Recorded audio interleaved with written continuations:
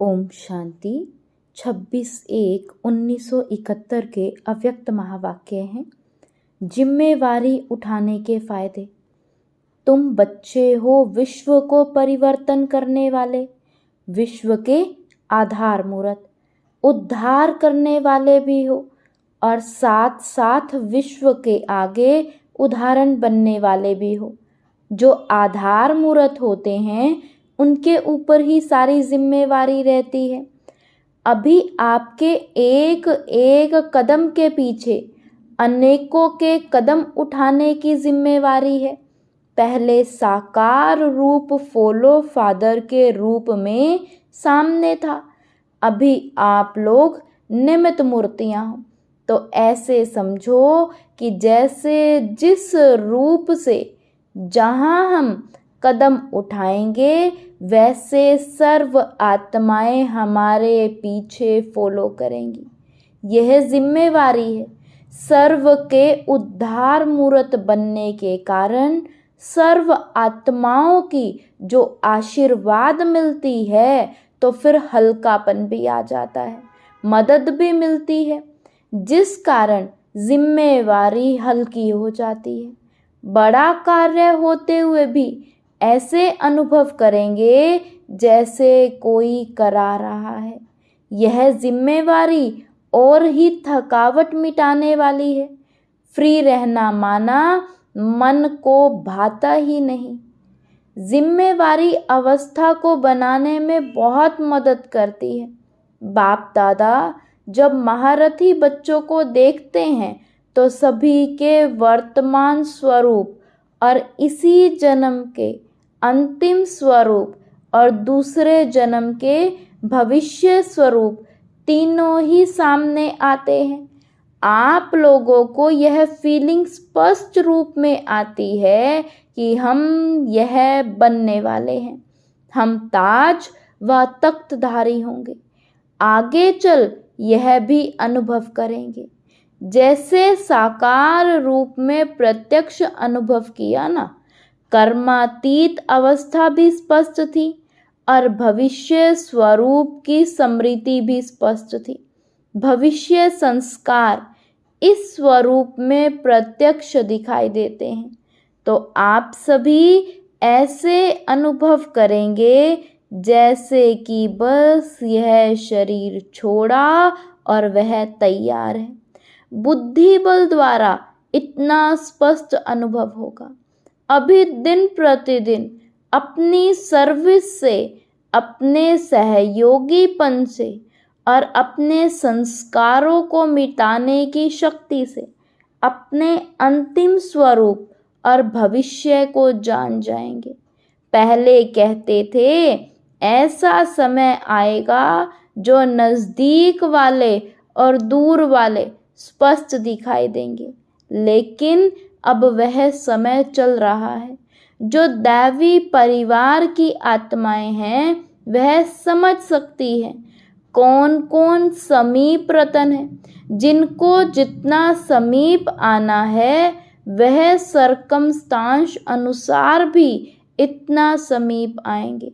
जिनको कुछ दूर होना है तो सरकमस्टांस भी बीच में निमित्त बन जाएंगे। जो चाहते हुए भी आ नहीं सकते, यह सभी भविष्य का साक्षात्कार अभी प्रैक्टिकल सर्विस चल रही है। अपने भविष्य को जानना अब मुश्किल नहीं है। हर एक को व्यक्तिगत अपने लिए भी कोई विशेष प्रोग्राम रखना चाहिए।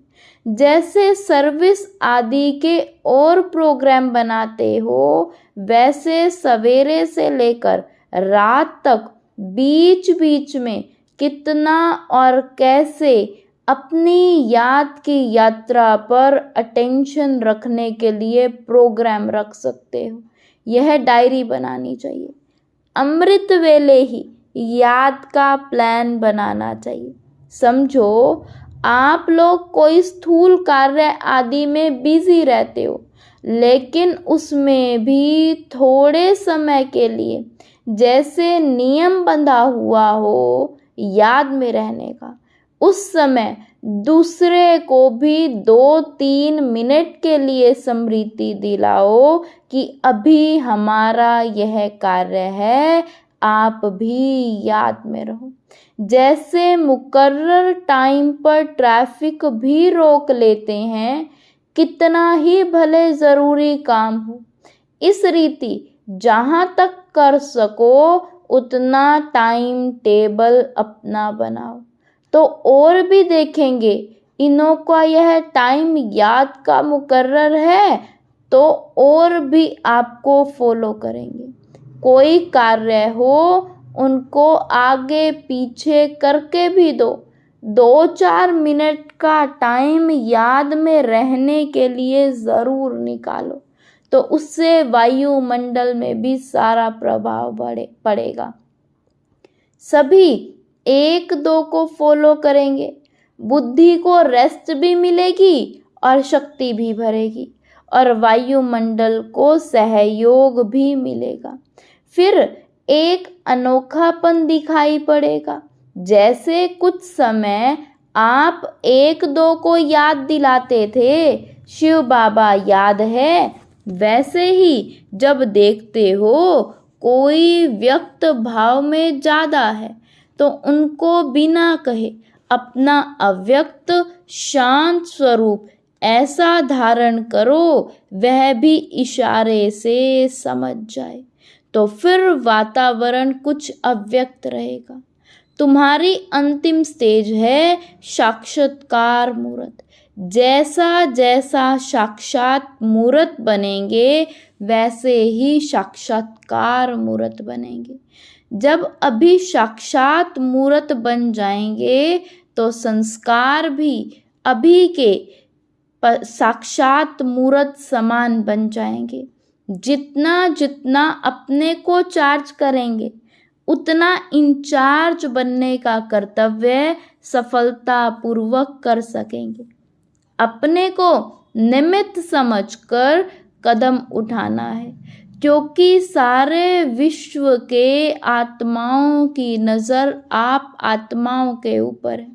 जैसे आप लोगों से ईश्वरीय स्नेह, श्रेष्ठ ज्ञान और श्रेष्ठ चरित्रों का साक्षात्कार होता है, वैसे अव्यक्त स्थिति का भी उतना ही स्पष्ट साक्षात्कार हो। ऐसा प्लान बनाना चाहिए जो कोई भी महसूस करे यह तो चलता फिरता फरिश्ता है। जैसे साकार रूप में फरिश्तेपन का अनुभव किया ना, इतनी बड़ी जिम्मेवारी होते हुए भी आकारी और निराकारी स्थिति का अनुभव कराते रहे। आप लोगों का भी अंतिम स्टेज का स्वरूप स्पष्ट दिखाई देना चाहिए। कोई कितना भी अशांत व बेचैन घबराया हुआ आए, लेकिन आपकी एक दृष्टि, स्मृति और वृत्ति की शक्ति उनको बिल्कुल शांत कर दे।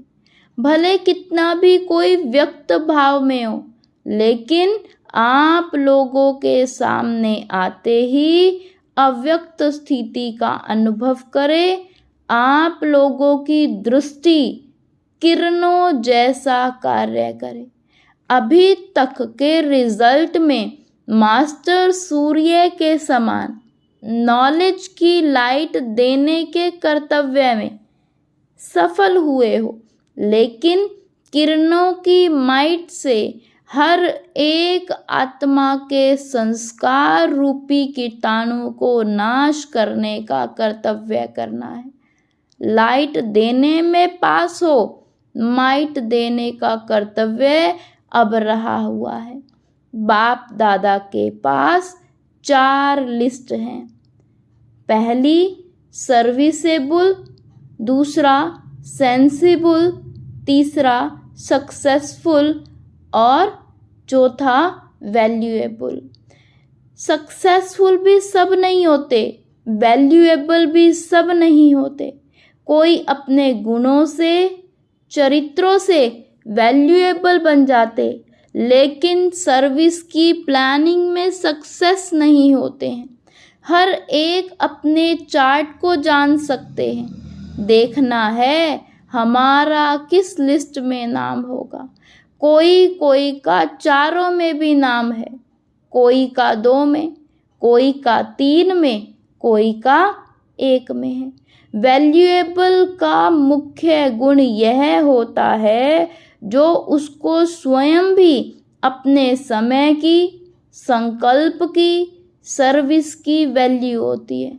इसलिए उनके संकल्प, शब्द व उस द्वारा जो सर्विस होती है उसकी और भी वैल्यू रखते हैं व ड्रामा अनुसार उनकी वैल्यू हो जाती है। सभी उनको वैल्यूएबल की दृष्टि से देखते हैं। सर्विस एबल फर्स्ट हैं और सेंसिबल फर्स्ट हैं। दोनों की अपनी अपनी विशेषता है। सेंसिबल की प्लानिंग बुद्धि ज़्यादा होगी लेकिन प्रैक्टिकल में लाने की विशेषता कम होती है, और सर्विसेबल जो होता है वो प्लानिंग कम करता लेकिन प्रैक्टिकल में लाने का उसमें गुण विशेष होता है। कोई में सेंस भी होता है और सर्विसेबल का गुण भी होता है। इस स्थापना के कर्तव्य में दोनों ही आवश्यक है। उनका संकल्प, प्लान जो चलता है उससे भविष्य बनता है तो उनका कर्म से बनता है।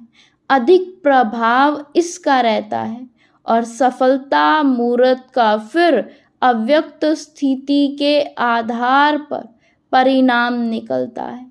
कोई का प्लान भी चलता है, प्रैक्टिकल भी करते हैं लेकिन सफलता कम होती है। सर्विसेबल हो सकते हैं लेकिन सफलता मूर्त सभी नहीं हो सकते। कोई को ड्रामा अनुसार जैसे सफलता का वरदान प्राप्त होता है, उन्हों को मेहनत कम करनी पड़ती है, सहज ही सफलता मिल जाती है। यह ड्रामा में हर एक का अपना पार्ट। अच्छा, टीचर्स तो हैं ही टीचर्स सदैव यह स्मृति में रहना चाहिए कि टीचर बनने से पहले स्टूडेंट स्मृति से स्टडी याद रहेगी। जब स्वयं स्टडी करेंगे तो औरों को भी स्टडी कराएंगे।